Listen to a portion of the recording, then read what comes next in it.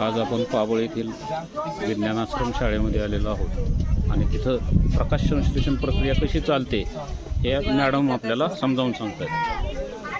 प्रकाश संश्लेषण म्हणजे काय माहिती नाही तुम्हाला. प्रकाश संश्लेषण म्हणजे जेव्हा हे झाड ग्रीन कलरचं काय माहिती काय असतं, झाडामध्ये छोटं सेल सारखं स्ट्रक्चर असतं ज्याला आपण क्लोरोप्लास्ट म्हणतो. त्याच्यामध्ये क्लोरोफिल नावाचं एक ग्रीन पिगमेंट असतं म्हणजे हरित रंगद्रव्य म्हणतो त्याला.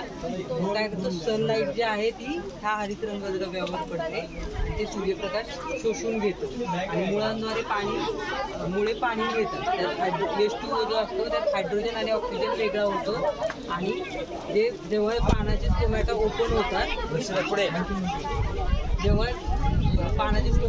होतात तेव्हा सराउंडिंगवरचा कार्बन डायऑक्साईड ती पाणी घेतात.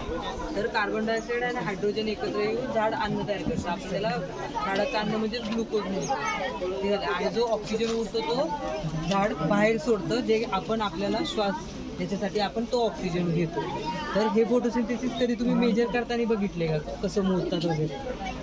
मग हे मशीन आहे, हे लायपर कंपनीचं मशीन आहे जे की फोटोसिंथेसिस मेजर करून देतं.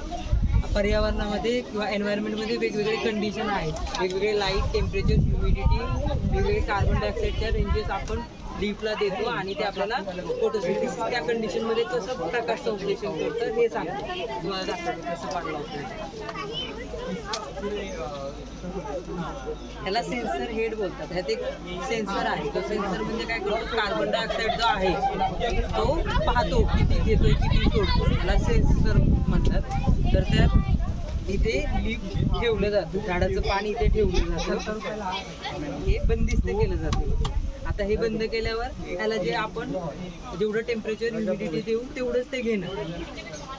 मग ते आपल्याला त्याच्यावरून किती फोटोसिंथेसिस करतं ते एक समजतं. म्हणजे झाडामध्ये जो कार्बन डायऑक्साईड आहे आणि आपण जो मशीनद्वारे पानाला देतो त्या दोघांचा जो डिफरन्स येतो त्याच्यात आपल्याला झाड किती प्रकाश संश्लेषण करतं ते समजतं.